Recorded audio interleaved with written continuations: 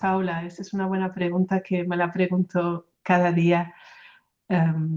Soy Paula, soy portuguesa, soy misionera Verbum Dei. Siempre digo que mis padres son portugueses, pero mi madre era de India y esto me hace también una persona que desde pequeñita que he experimentado la diferencia cultural, tanto en la familia como en casa. Y soy misionera porque creo también en la presencia de Dios en mi vida y desde que soy pequeñita que Dios ha hecho parte de mi vida, pero después hubo un momento donde me he encontrado más presencialmente o existencialmente con Dios a través de su palabra, que es también el carisma de mi comunidad, la Fraternidad Misionera Verbum Dei. Y el deseo que me habita es que cada persona pueda conocer a Dios, dejándose conocer a ella misma también, para también poder entablar relaciones de amistad, relaciones que nos acerquen más a Dios. Así, muy rápidamente es Paula, y Paula ha estado ya en los 5 continentes yo creo que me hace una persona ciudadana del mundo y también con muchas influencias culturales que creo que solo me abren el corazón y la mente y la perspectiva.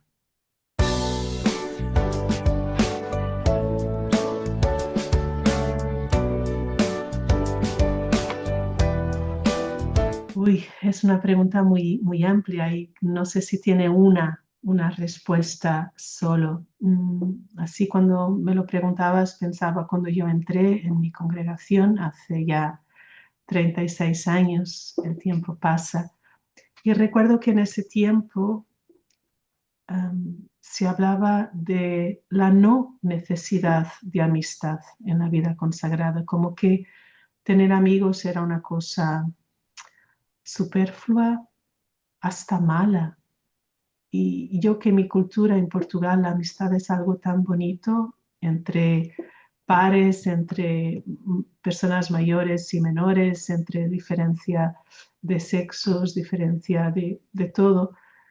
Creo que sin poder formularlo al principio me costó, e incluso con mis compañeras de noviciado y de formación, muchas veces lo decíamos, no nos enseñan a ser amigas, nos enseñan a ser rivales. Entonces, creo que esto a lo mejor es un polo, un extremo que existe, que ha existido en la vida consagrada, como si la relación humana, el amor humano fuera algo malo. Creo que dicho así es muy raro, pero es verdad, es lo que se ha vivido. Y después está el otro extremo de las dependencias afectivas, que se cree que la otra persona puede ser mi salvación y que a veces se mira muy mal también y parece que siempre hay un miedo a las dependencias afectivas o a las llamadas amistades particulares, porque todas las amistades y también las enemistades son particulares. Nosotros no tenemos una misma relación con dos personas, por muy cercanas que sean. Entonces yo diría que están estos dos extremos que se tocan. Y después creo que se está despertando una conciencia comunitaria, sinodal, si quieres, de ciencias humanas también, de una espiritualidad más integrada e integral, donde la amistad es parte de lo humano y es parte de la necesidad humana.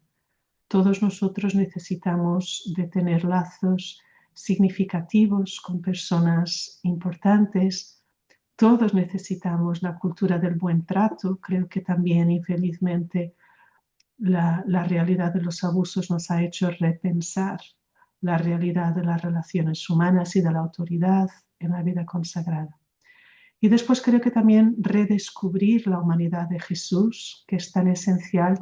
Jesús justo al final de su vida en Juan dice, os llamo amigos. Entonces, la pregunta que haces es muy amplia. Creo que hay muchas formas de mirar la amistad.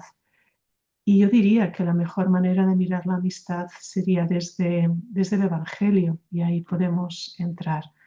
De hecho, Dios en el Antiguo Testamento nos dice no tengáis otros dioses, pero no nos dice no tengáis otros amores. Y creo que esto es muy importante. Incluso también el amor de familia, que muchas veces se ha mirado de una forma sospechosa o parcial. Todos nosotros, incluso nosotros como vida consagrada, necesitamos del amor de nuestros padres y madres, si todavía los tenemos, de hermanos, de hermanas, de la familia alargada. Y eso también es una otra forma de amistad.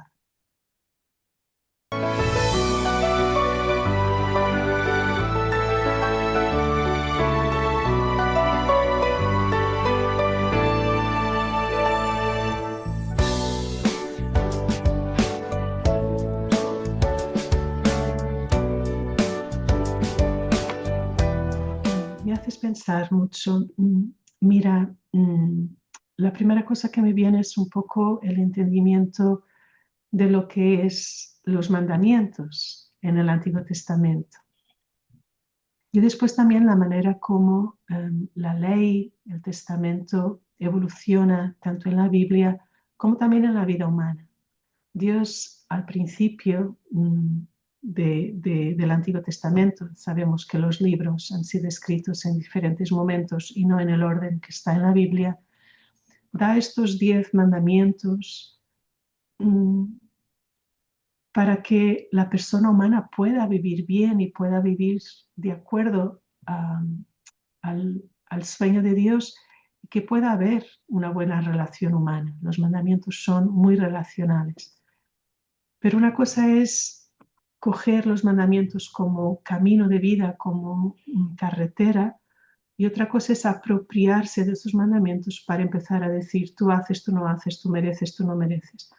Y después en el desarrollo de la religión, en este caso judía, en el tiempo de Jesús había 613 prescripciones, creo no engañarme, donde todo era prescrito, donde lo que debías comer, lo que no debías comer, cómo debías lavar las manos, cuántos pasos podías dar.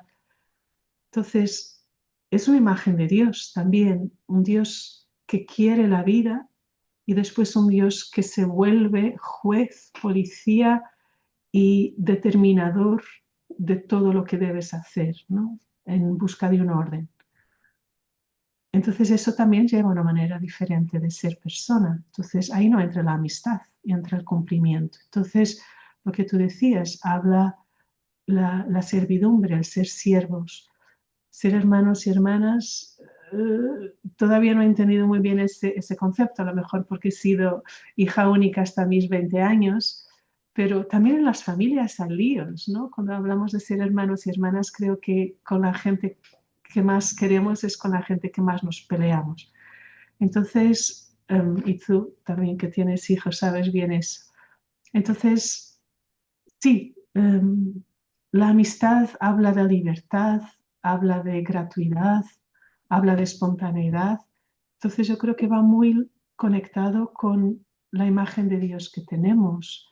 El miedo al infierno, el miedo al juicio final, todo eso nos ha llenado de servidumbre, ¿no? Que es mucho también lo que habla la parábola de los dos hijos, que ambos al final se creen siervos. El más joven que se va de casa porque no disfruta de su filiación y cuando vuelve cree que ya no tiene derecho a ser hijo.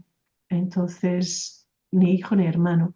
Y el hermano, que es hermano mayor, que se queda en casa, también se siente siervo, tampoco disfruta de la paternidad gratuita de Dios y por eso no reconoce al otro como hermano, ¿no? Ese hijo tuyo.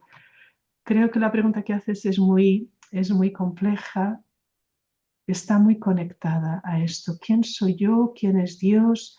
¿Quién es el otro? ¿Cómo debo controlar la vida del otro? Creo que a veces hemos entrado demasiado en yo soy el controlador de la vida del otro, ¿no? Entonces ahí la amistad no entra.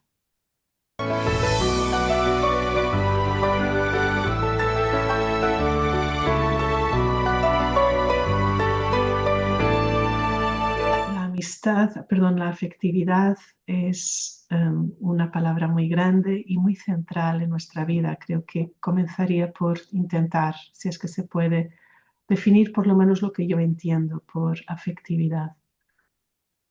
Afectividad, el afecto es una necesidad humana que tenemos, tanto de dejarnos amar como de amar, las dos cosas. Y a veces cuando hablamos de afectividad podemos mirar solo el necesitar ser amado o solo el necesitar amar. Y ambas van juntas. Entonces, si nos damos cuenta que la afectividad es una necesidad y una capacidad humana, la necesidad de ser amados, la capacidad de ser amados, la necesidad y la capacidad de amar, y si nos damos cuenta que es central, tenemos necesidad de, de cuidar de esa parte de nosotros, ¿no? Y de reconocerla.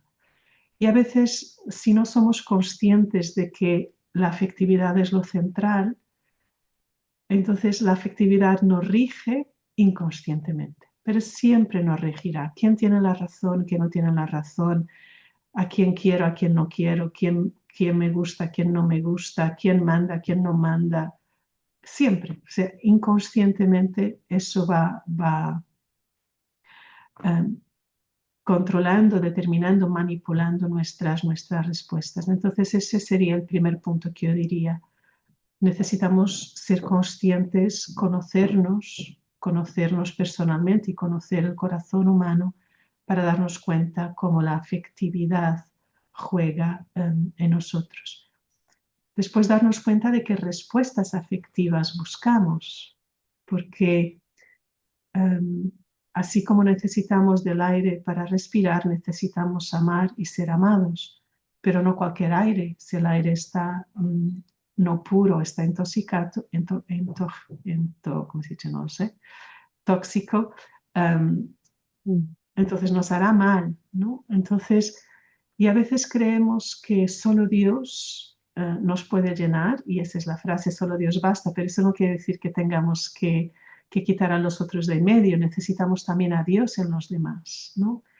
A veces creemos que solo las otras personas nos tienen que responder a todas nuestras necesidades y todos sabemos, consagrados, casados, célibes, todos, que eso no es real, que es siempre un espacio de soledad.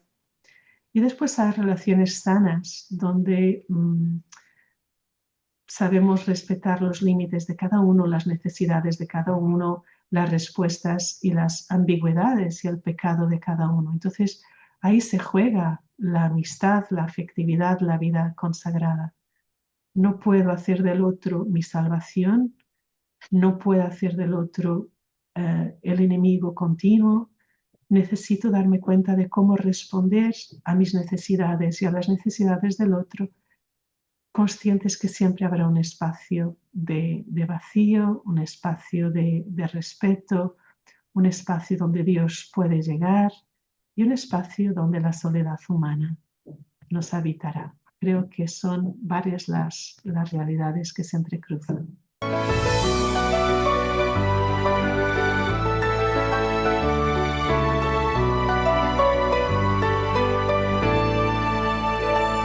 Sí, esa es una frase muy, muy grande. Creo que el Papa Francisco hablaba mucho de que nuestra fe se mide también por nuestra relación con las personas más vulnerables, que él quisiera una iglesia en salida, que quisiera una fe que nos haga pues, vivir accidentados, aunque a veces no lo tengamos todo bien hecho. El primer, el segundo y el tercero, si quieres, mandamiento que Jesús nos da es ese: amarás al Señor tu Dios, amarás a tu prójimo y amarás a tu prójimo como a ti mismo. Entonces, en cristiano no podemos conjugar el verbo amar sin conjugarlo en estas tres dimensiones. Y cuando decimos amar, también necesitamos incluir el dejarse amar. Entonces, por los frutos los conoceréis, nos dice Jesús. Jesús nos dice: por el amor que tengáis unos a otros, conocerán que sois mis discípulos. Creo que si metemos todas estas realidades a la par, nos damos cuenta que el Evangelio la única cosa que nos pide es amar y dejarnos amar. Y quiero subrayar este dejarnos amar, porque Jesús nos dice, amaos unos a otros como yo os he amado. No es una imitación moral, no podemos, solo la gracia, y la gracia es el amor que Dios nos da. Entonces, solo en la medida en que hacemos experiencia del amor de Jesús, ese como yo os he amado, así como Él se dejó amar por el Padre, podremos entonces amar de la misma manera. Entonces, ahí está la respuesta. La amistad es la medida de nuestra fe, es aquello que realmente nos dice si nuestra fe se actualiza en el amor. Y creo que cambiar amor por amistad nos va bien, porque creo que la palabra amor ya está tan manipulada, tan llena de contenido y tan vacía de contenido que últimamente me gusta mucho hablar de amistad, porque creo que es una palabra más pura, por lo menos todavía no la hemos estropeado y espero que no. Entonces, como he dicho antes, Jesús nos llama amigos y no hay mayor amor, dice él, que dar la vida por los amigos. Entonces Jesús pone la plenitud del amor en el Evangelio de San Juan en la amistad, en ese dar la vida unos por otros. Entonces, creo que la lógica nos ayuda a darnos cuenta que si el amor es el centro de la vida cristiana y la amistad es la plenitud de ese amor, según el Evangelio de Juan, entonces creo que podemos medir, si es que se puede medir nuestra fe, por la calidad de las relaciones que tenemos unos con otros, por esa reverencia, por esa amistad, por ese respeto, por ese dejarnos amar, por la calidad de nuestras relaciones.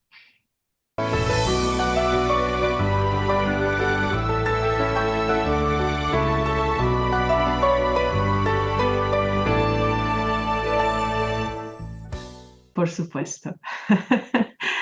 Yo creo que sí, en mis estudios y también en mi experiencia personal, en el conocimiento que voy teniendo de mí misma y en muchos acompañamientos que tengo el privilegio de escuchar y de hacer, nos cuesta mucho, ¿eh? Nos cuesta mucho dejarnos amar. Primero que todo porque nos cuesta creer que somos dignos de ser amados. Y esta es una frase muy fácil de decir, pero difícil de digerir, ¿no? Nos cuesta mucho creer que nos pueden amar, punto. Porque normalmente cuando nos hacen un regalo, cuando nos dicen algo verdadero y bonito de nosotros mismos, cuando nos hacen un favor sin que nosotros lo pidamos, por lo menos a mí la primera pregunta es, pero ¿y por qué? ¿Y qué debo hacer de nuevo para pagar el favor? Pero yo no lo merezco. Entonces, inconscientemente, mi reacción cuando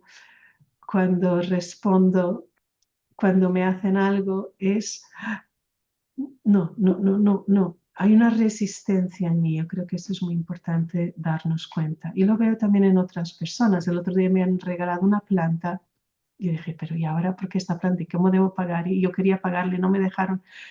Y al final decir sencillamente, pues la acepto y acepto que esta persona tiene la delicadeza y el cariño por mí y me quiere dar esta planta. Punto. Y cada vez que veo la planta en casa, lo agradezco. Pero sí, creemos que siempre tenemos que pagar, que siempre tenemos que dar de vuelta. Entonces, nos hacemos muy vulnerables cuando nos aman sin más. Nos sentimos muy pequeños, nos sentimos no dignos, nos sentimos sin control, nos sentimos los receptores de ese amor.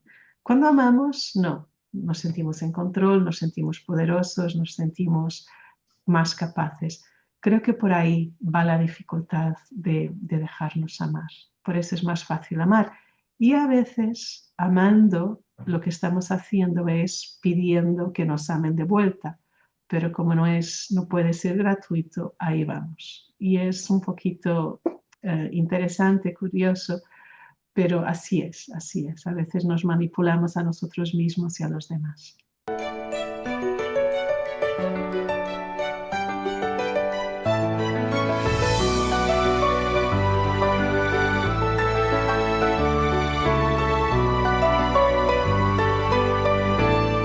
Sí, gracias por esa pregunta que yo creo que es muy acertada y que infelizmente es verdad.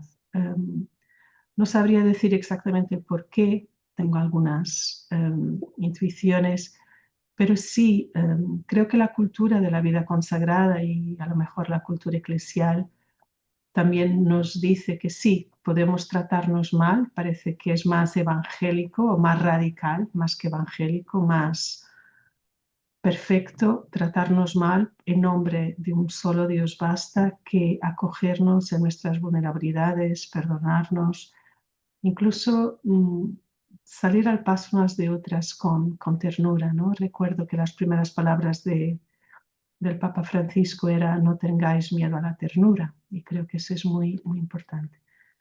Me has preguntado por qué. Yo creo que en la vida consagrada ha entrado durante muchos siglos esta idea de perfección moral, que no es la perfección del Evangelio, no es la perfección de Mateo cuando nos dice sean perfectos como el Padre es perfecto, este telos en griego, que es ser completos, o que tampoco es ser misericordiosos como vuestro Padre es misericordioso de Lucas. Entonces nos ha entrado un perfeccionismo moral, un dualismo de decir que el cuerpo es malo y que el alma es bueno, como si la encarnación no fuera abrazar todo lo que somos, nuestro cuerpo, nuestros sentimientos, nuestros pensamientos, todo, nuestra afectividad, todo. Entonces, yo creo que se han metido ahí muchos rigorismos bajo capa de santidad, ¿no? Parece ser también que los ejemplos que a veces hemos tenido de algunos santos, pienso en el siglo XVI y muchos otros, aunque también tenemos otro tipo de santidad y de santos, se han metido los esforzados, los que se hacían disciplina, los que eh, eran heroicos en matar el cuerpo. Entonces, creo que todo eso se ha metido mucho por ahí. Después también el hedonismo que tenemos hoy en día, después el racionalismo. Sí, hay tantos sismos por ahí que creo que se han metido en nuestra vida consagrada. Y entonces lo que ha llevado a desechar el cuerpo, a desechar lo que es profundamente humano, a querer ser ángeles. Yo siempre digo que Dios en Jesús se ha hecho humano y nosotros nos queremos hacer divinos, ¿no? Y creo que hemos dejado de mirar la humanidad real de Jesús, la poca que conocemos o la mucha. Tenemos 4 evangelios. Yo el otro día hice una dinámica que la hago muchas veces y de esta vez la hice con religiosos. ¿Qué ha dicho y qué ha hecho Jesús? Y la pregunta es muy clara, muy concreta, pero la respuesta es siempre muy conceptual. Nos ha salvado, ha hecho la voluntad del Padre, nos ha dado su cuerpo en la Eucaristía. Y yo dije, pero a ver, yo les he hecho una pregunta muy concreta. Si me podéis decir qué palabras ha dicho Jesús a Zaqueo, qué palabras ha dicho Jesús a la mujer pecadora, qué ha hecho Jesús cuando ha entrado en el barco de Pedro. Nos hemos abstraído, hemos conceptualizado la humanidad de Jesús y después conceptualizamos la nuestra, porque ese es el paso siguiente. Entonces parece ser que ser más de Dios o ser más consagrados o ser más radicales es huir del cuerpo, es no vivir los movimientos reales que tenemos por dentro. Y entonces eso también nos lleva a distanciarnos de la vida de los otros y del cuerpo de los otros, ¿no? Del ser cara a cara que el Papa Francisco nos ha pedido. Entonces nos volvemos exigentes, nos volvemos inflexibles, nos volvemos perfeccionistas, creyendo que por exigir a los demás, por ser profundamente puros, incluso orgullosos, porque somos mejores que los otros, entonces ahí viene todo lo que tú has dicho. Entonces, creo que nos hemos olvidado del Evangelio y mira que es decir mucho, ¿no? O lo leemos de una manera muy moralista, pero el Evangelio no tiene nada de moralista. Jesús ha dicho muy pocas cosas a nivel moral o de exigencia. Se ha encontrado con tanta gente y lo que ha querido es acoger, abrazar y exaltar a esa persona desde su vulnerabilidad. Justo las personas a quien él critica es justo esos que ponen tantas leyes sobre nosotros y no las ayudan a cargar. Entonces, hemos olvidado, creo yo, la ternura del Evangelio y que cuanto más nos dejamos amar, más podremos amar. Pero hemos creído que cuanto más exigimos a los otros y más les decimos que están mal, más los ayudamos a crecer. Entonces yo creo que de ahí ha surgido todo un espacio de vida consagrada donde la relación humana se ha vuelto exigencia y se ha vuelto tú mereces y tú no mereces. Y justo es eso, nos hemos olvidado que solo si nos dejamos profundamente mirar por Dios y acoger por Dios, después viviremos eso que Jesús nos dice, ¿no? A quien se ha perdonado mucho, amará mucho, pero a quien se perdona poco, amará poco. Entonces, sí, por ahí yo diría que nos ha traicionado en la vida consagrada la experiencia profunda de que necesitamos dejarnos amar unos por otros y por Dios para que podamos amar. No sin dificultad, ¿eh? Esto no es fácil, creo que todos lo sabemos.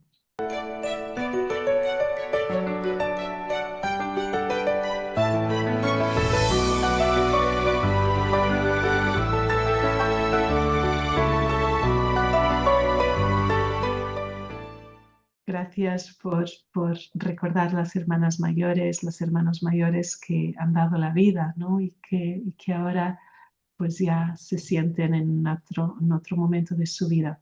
Todavía no he llegado allí, todavía soy más joven, pero aquello que le pido a Dios es que se me hace vivir muchos años, que me haga una viejita simpática. Esto es lo que le pido, porque tengo la experiencia de personas en mi familia. Mi abuela era una viejita muy simpática, una persona ponderada, reconciliada con la vida, ha quedado ciega al final de su vida, pero lo vivió con paz, también en la relación con Dios. No porque no viera las dificultades de la vida y no hayas sufrido mucho, pero creo que la vida necesita enseñarnos a reconciliarnos con quien somos, a reconciliarnos con el pasado, con el presente. Y también con la edad voy viendo que amar y ser amados, con la edad nos hacemos mucho más sensibles, ¿no?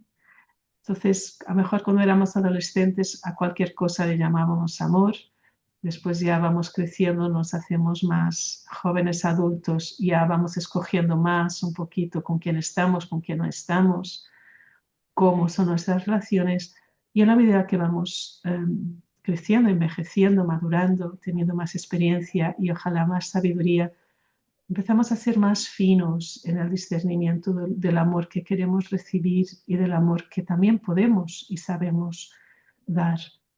Entonces yo creo que necesitamos tomar conciencia de eso, ¿no? ¿Por qué me gusta esta persona? ¿Por qué esta persona me resulta más difícil? Poder también mirar experiencias pasadas que a lo mejor todavía están ahí y que a lo mejor necesitamos hablarlas o rezarlas o pedir ayuda, ¿no? Una persona técnica o un acompañante espiritual o incluso una persona psicóloga, quien sea, ¿no? A veces también nos han educado que todo lo tenemos que solucionar con Dios y sí, ¿no? Hay tantas cosas que necesitamos ayuda. Después tampoco ser exigentes, ¿no? Yo creo que todos tenemos la manera de hacer las cosas y a veces queremos que sea así, ¿no? Yo a veces en casa, en comunidad, me doy cuenta que a mí me gusta mucho el orden, ¿no? Y esta mañana salía y hay 2 bolsas a la salida de casa que están allí hace 3 días. Yo digo, ay, tengo que pedir que las cambien, pero antes para mí eso sería, ay, cámbialas. Pero ahora pedir, esperar. Entonces también mirar la manera como pedimos las cosas, cómo nos relacionamos, lo que es importante para nosotros, lo que no es.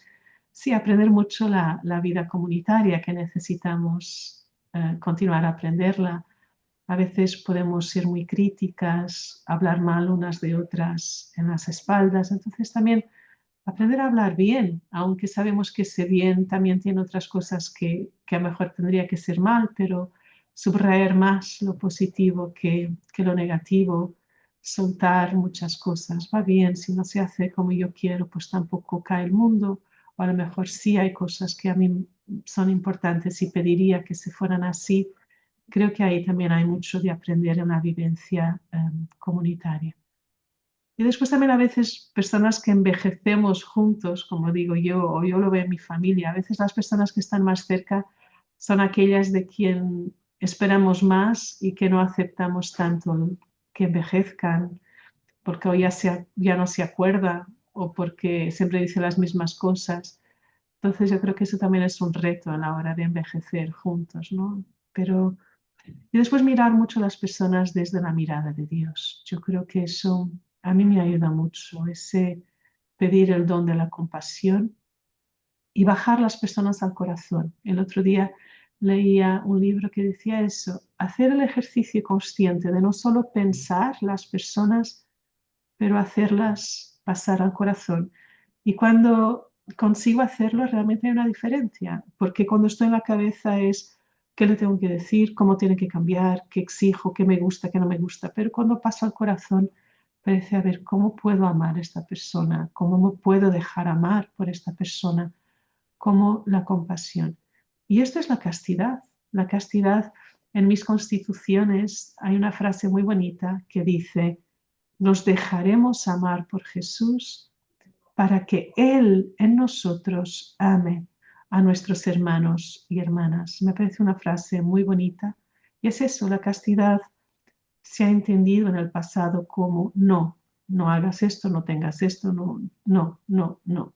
Y hoy en día estamos entendiendo la castidad como si no me dedico solo a una persona, la castidad se vive para que mi corazón pueda estar abierto a recibir el amor de Dios y de los demás, sin ataduras, sin especificidades, sin exclusividad, pero para después poder amar también con libertad, sin ataduras, sin poseer, pero dando todo aquello que he recibido.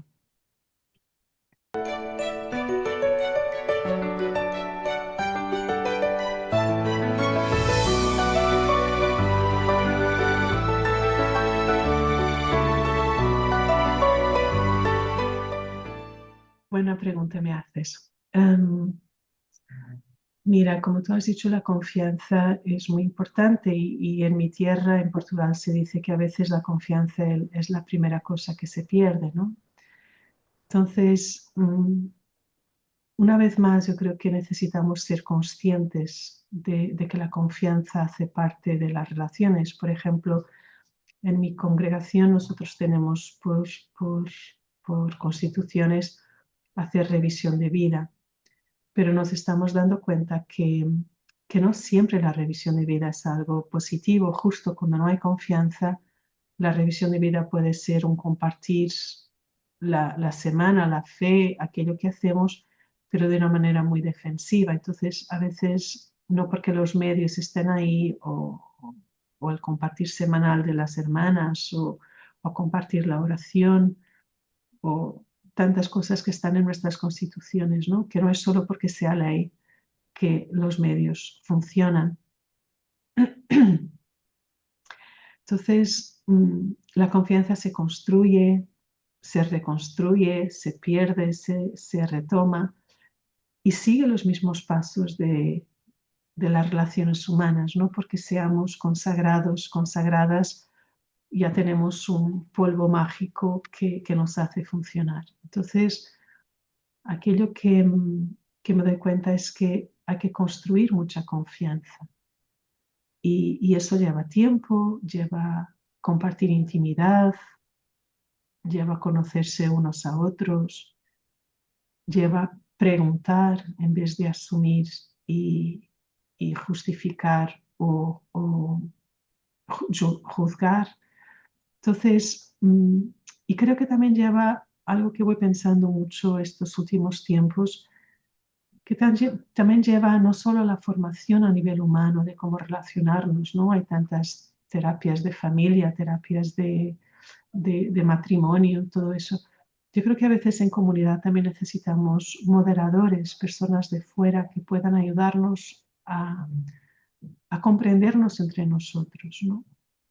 Porque a veces no tenemos ni la objetividad ni los instrumentos. Y ayer lo pensaba justo, mira, por dónde, que, que yo estoy acompañando una comunidad y a veces mi tentación a la tentación es, lo tenemos que orar y Dios nos ayudará. Pero eso es solo dejarlo en la conversión personal. Y sí, claro que sí, que la relación con Dios es esencial.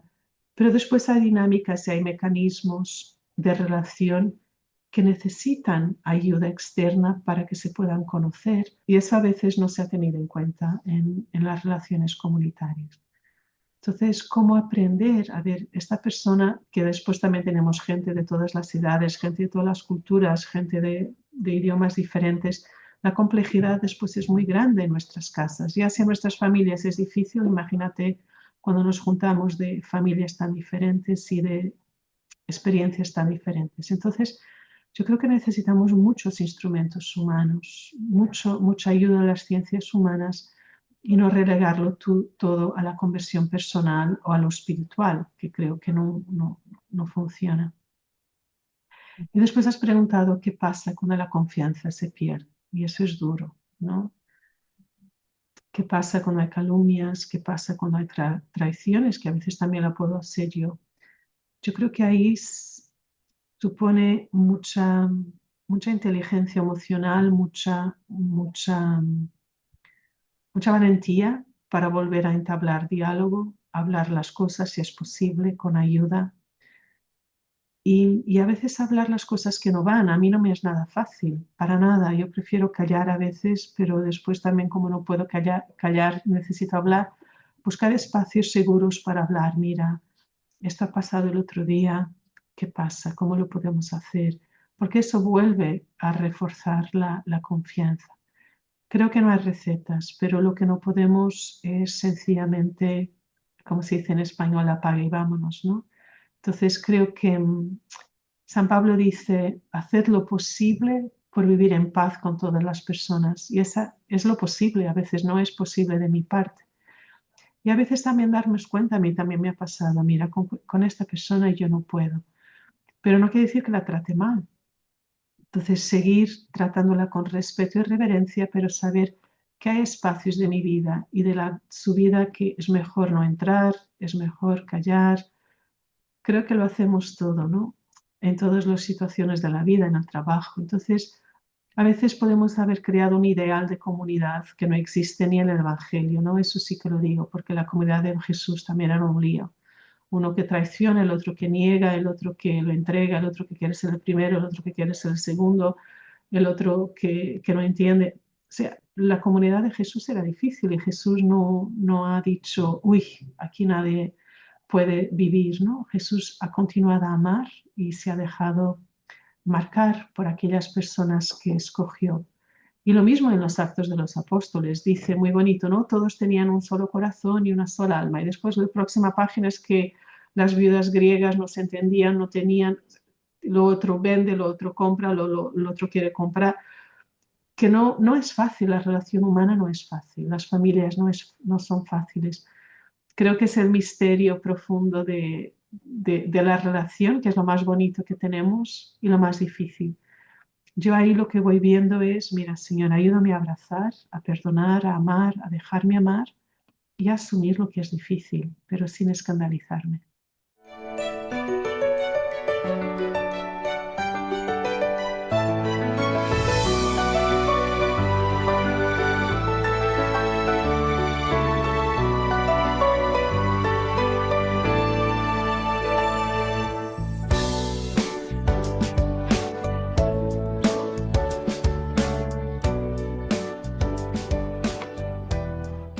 Yo creo profundamente que la primera palabra que nosotros podemos decir a los demás es nuestra propia vida, es aquello que intentamos vivir, aquello que somos. Um, ha sido bonito el otro día, visité a una amiga mía que en su tiempo ha sido una misionera en la formación cuando yo estaba como formadora. Y ella en un determinado momento me dijo una cosa, sí, Paula, tú siempre nos has enseñado a ser libres y a pensar por nuestra cabeza, ¿no? Y me emociono porque es bonito, como 20 años después que esto haya quedado, aunque después ella salió de la comunidad, de la congregación.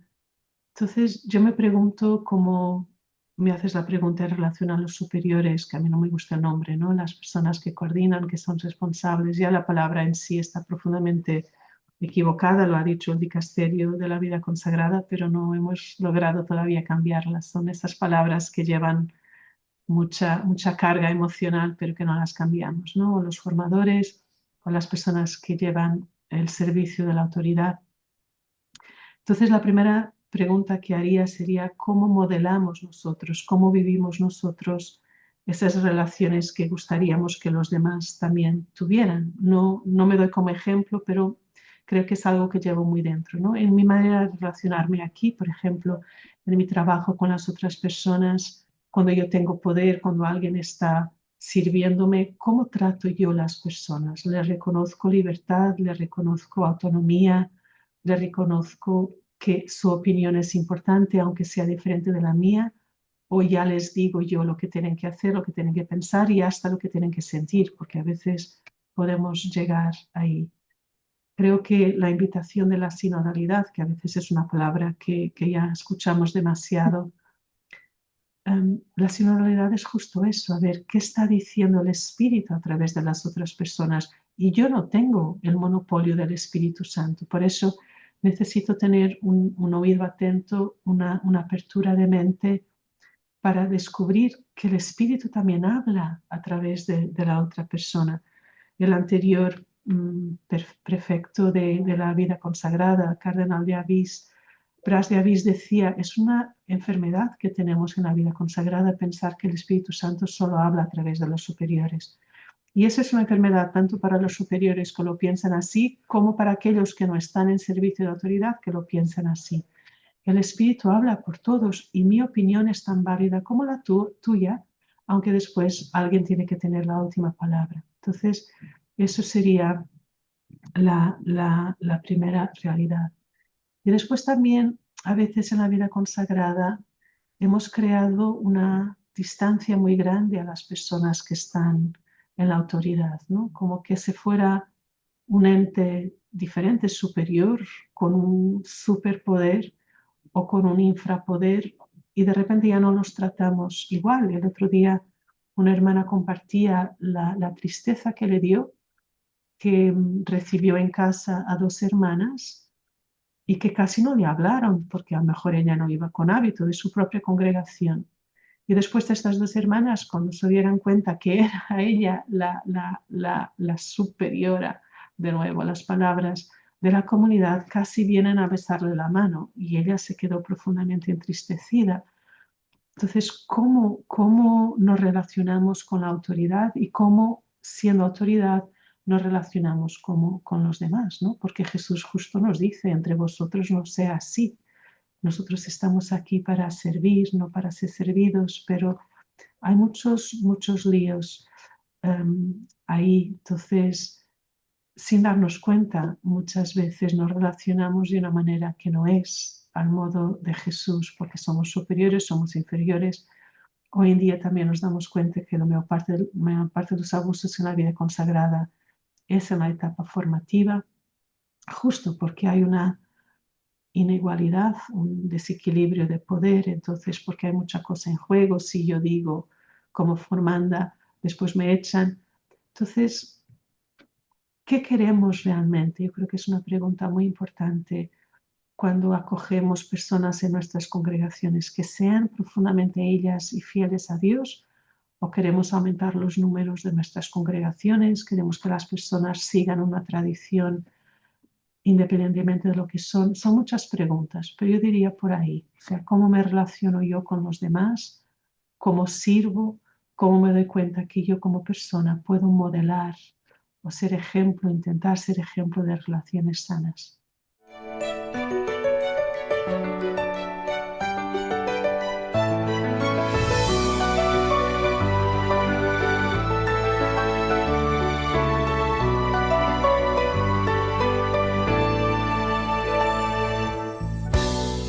Son tantos los casos y de tantas diferentes colores, infelizmente. Mira, yo siempre partiría primero de mí misma, ¿no? Cómo me impacta, cómo me afecta, cómo me siento yo, incluida o excluida, cómo me dan miedo o no me dan miedo. Darme cuenta de lo que provoca en mí y sabiendo que yo siempre soy la responsable de mi propia mundo interior. Yo no puedo decir que tú me haces sentir.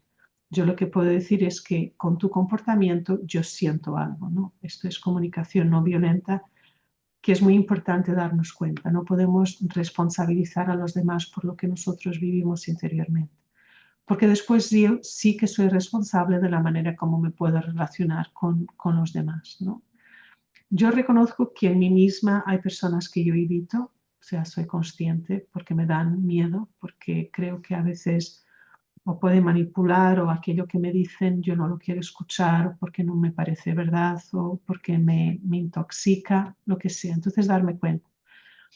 Pero yo diría que dentro de nuestras posibilidades intentar tender lazos, ¿no? Y construir puentes con estas personas, no a lo mejor desde la confrontación, pero digo, si estamos en un congreso o si estamos en una reunión, pues siempre intentar en labor de pasillo, se llama en mi congregación, salir al encuentro. No siempre es posible, ¿no? Ni siempre somos capaces. Yo creo que todos nosotros tenemos nuestras propias limitaciones. Hay gente más simpática, gente más menos simpática, gente más directa, menos directa, de todo, ¿no?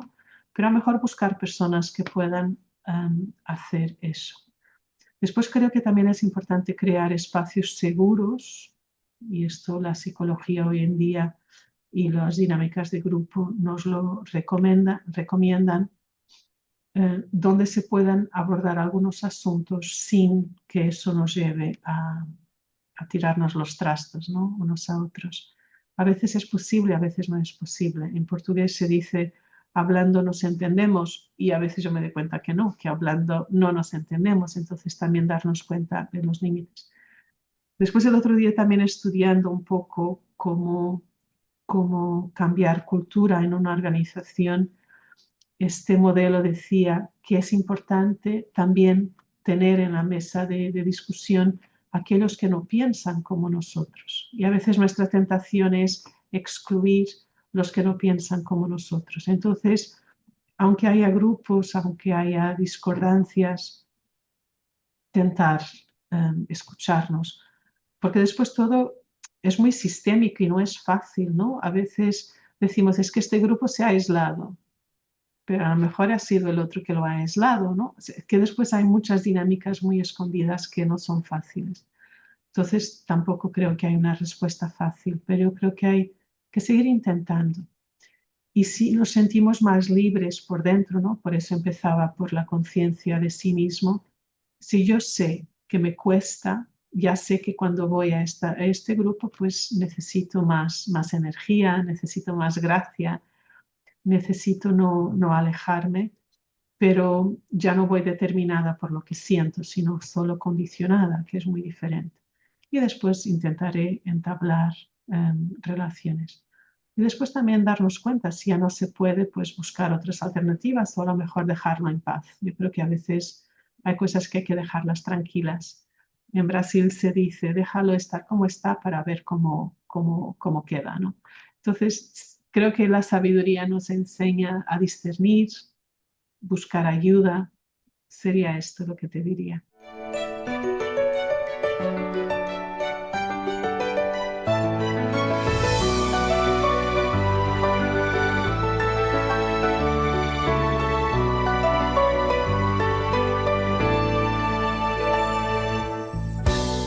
Uy, qué pregunta tan original. Yo empezaría por decir que nosotros solo nos damos cuenta de quién somos cuando interaccionamos con el otro, ¿no? Um, y eso es lo diferente. Yo solo me doy cuenta que soy portuguesa porque tú no lo eres. Yo solo me doy cuenta que yo tengo el pelo del color que tengo ya gris y negro porque tú lo tienes de otro color. Entonces hay cosas que nos hacen iguales, y hay cosas que nos hacen diferentes y ahí nos vamos dando cuenta de quiénes somos.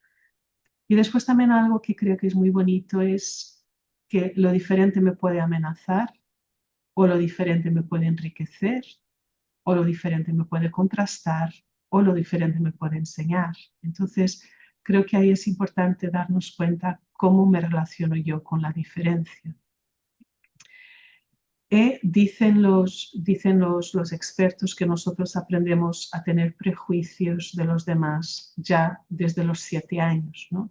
Vamos aprendiendo desde pequeños aquellos que son de los nuestros, aquellos que son diferentes, aquellos que son blancos, aquellos que no son blancos, ¿no? A mí digo esto porque mi madre, siendo de India, se ve también por mí, yo soy un poquito morena, pero ella era más oscura que yo. Entonces recuerdo que en la escuela, a veces cuando éramos pequeños, tendría yo 5, 6, 7 años, mis amigos me decían, es que tu madre es negra, ¿no? No sé cómo se dice. Y yo muy inocentemente me decía, no, no, no, ella no es negra, es castaña, es marrón. Pero todos aprendemos a tener miedo de la diferencia, ¿no? Y a tener prejuicio, ¿no? Si yo soy heterosexual, si tú eres homosexual, si yo soy cristiano, si tú eres musulmán, si yo soy portugués, si tú eres español. No tenemos, sin darnos cuenta, todos vamos creciendo con nuestros prejuicios. Y entonces se dice prejuicios en español, Sí. ¿verdad? Ujú. Entonces, creo que la primera cosa sería darnos cuenta de eso, porque a lo mejor algunos prejuicios son fundados. Por ejemplo, si a mí me ha atacado una persona de tal etnia en la calle, pues lo normal es que yo tenga miedo de estas personas, pero ha sido una persona, no todas son así, ¿no? Si es verdad que han habido ataques terroristas hechos por personas de una determinada religión, lo normal es que todos pensamos que todos son iguales, cuando no es verdad. Pero tenemos prejuicios y eso es muy importante darnos cuenta. Entonces, también en nuestras congregaciones hay prejuicios. Yo tengo prejuicios de esta gente que viene de esta provincia, tengo prejuicios de esta gente que ahora siempre está con el teléfono en mano. Yo tengo prejuicios de esta, nosotros somos mixtos, ¿no? Tenemos hombres, mujeres y matrimonios. Yo tengo prejuicios de los matrimonios porque siempre tal. Entonces, darnos cuenta de esos prejuicios, darnos cuenta de cómo vivimos con las diferencias. Y después creo que también pasa mucho por falta de diálogo, ¿no? Cuando estudiamos cultura e interculturalidad, aquello que nos dicen es que atribuimos valor a los comportamientos y a los artefactos que las personas usan, ¿no? Por ejemplo, yo veo una persona con tatuaje y enseguida me hago toda una historia de vida de esa persona y no la conozco, pero por lo que he visto, ¿no? O si veo una hermana vestida de hábito, ya me hago toda una idea de lo que es ser hermana. Yo también soy hermana y a mí, como no voy de hábito, ya no hacen eso y a lo mejor vivimos lo mismo de vida. Entonces, darnos cuenta que muchas veces las diferencias vienen porque juzgamos sin conocer y entonces la diferencia nos asusta, ¿no? Yo recuerdo que, que cuando llego a otra cultura, lo normal, aquello que hago es juzgar la otra cultura según mis referencias culturales. Y a lo mejor en esa cultura eso tiene totalmente otro significado. Por ejemplo, en Portugal, cuando decimos adiós después de una reunión, tardamos casi una hora para despedirnos. Y en Inglaterra o inclusive en España decimos adiós, chao, y nos fuimos. Entonces son contenidos diferentes de relación. Entonces necesitamos darnos cuenta que los juicios y los prejuicios que hacemos los hacemos por lo que vemos y a veces no por lo que está. Y creo que la vida consagrada está llamada a eso, ¿no? Como en un mundo tan polarizado, tan dividido, tan guerrero que tenemos hoy en día, cómo podemos intentar comprendernos un poquito más, intentar que las diferencias nos puedan retar, porque no es fácil, y desafiar a cambiar un poco, pero que no nos separen tanto. Yo por ahí veo el rol de la vida consagrada hoy en día en una sociedad tan dividida.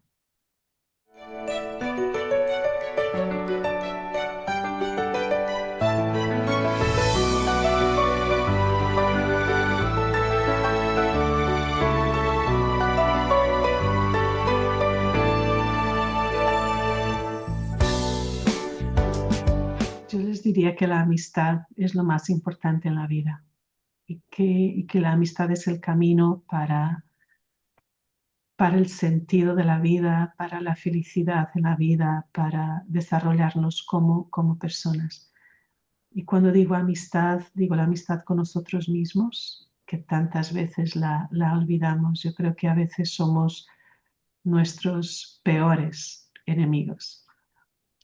Un amigo mío, yo siempre lo repito, dice, si tratáramos a los demás como nos tratamos a nosotros mismos, no tendríamos amigos, ¿no? A veces somos tan exigentes, tan intolerantes o tan indulgentes, que es el otro extremo, o tan poco cariñosos con nosotros mismos, tan poco exigentes en el buen sentido.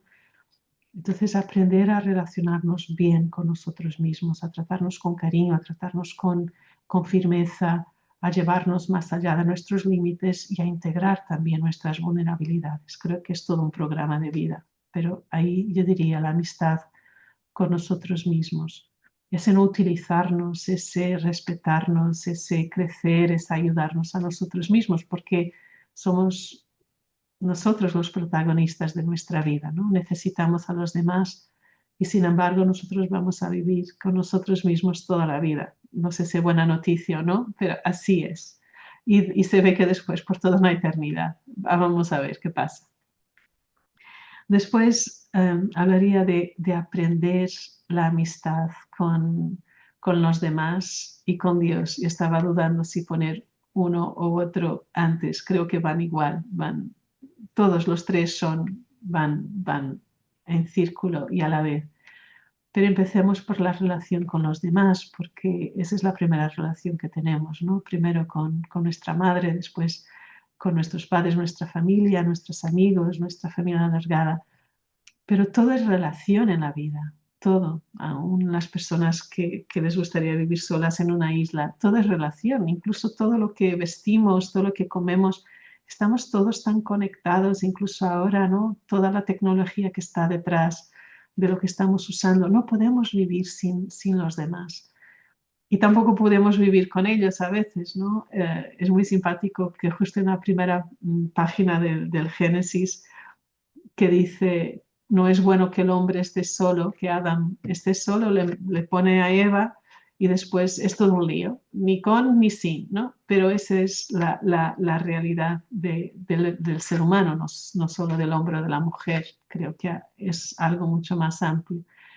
Saber que la relación con los demás es lo más bonito que tenemos y lo más desafiante, entonces ser conscientes de eso y investir mucho en las relaciones humanas, en un crecimiento personal, en conocerme, en conocer a los demás, en amarme, en amar a los demás, en perdonar, en saber lo que es límite. Yo creo que a veces por no aceptar que somos tan vulnerables, yo cada vez más será la edad que voy envejeciendo, creciendo, digo, es que realmente somos tan limitados y a la vez somos tan grandes.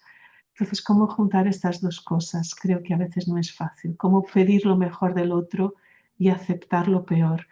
No lo sé, hay mucho ahí que me fascina, no lo sé vivir, pero creo que es el desafío, tanto en matrimonio como en la relación padres y hijos, como en el trabajo, con las familias, como las comunidades, todo es relación. ¿Cómo aprendemos a ser amigos unos de otros? No que seamos mejores amigos con todas las personas, creo que ahí después habría también mucho que hablar, pero en esa relación de respeto, de delicadeza, de reconocimiento, de perdón, de complicidad, de ambigüedad, todo va ahí. Y eso que se juega en cada paso de la vida, en cada 5 minutos, después también la amistad con Dios, dejar que Dios nos llame amigos, dejar que Dios sea amigo de la vida, que también es otro pasaje de las Escrituras que me fascina, que dice, ¿no? Tú, Señor, amigo de la vida, tú eres amigo de cada persona, nos has creado.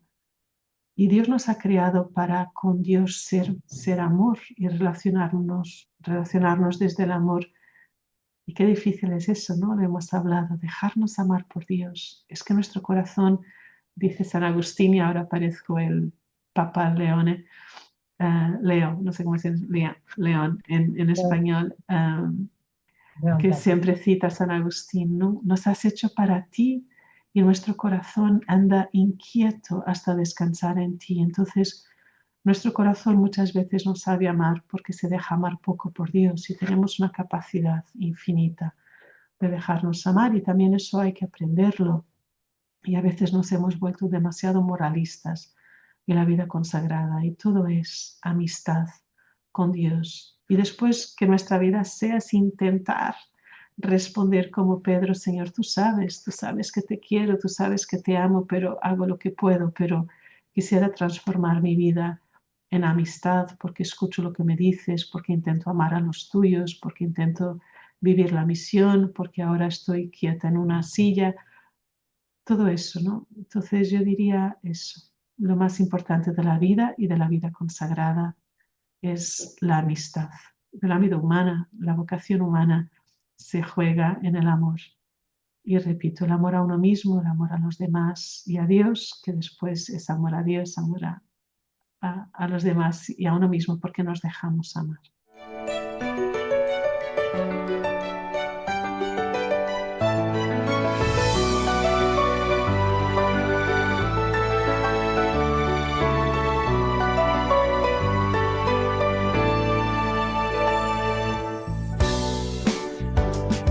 Sí, sí, gracias, gracias por traer la Trinidad, porque sí es verdad que así es. Yo creo que todavía necesitamos profundizar y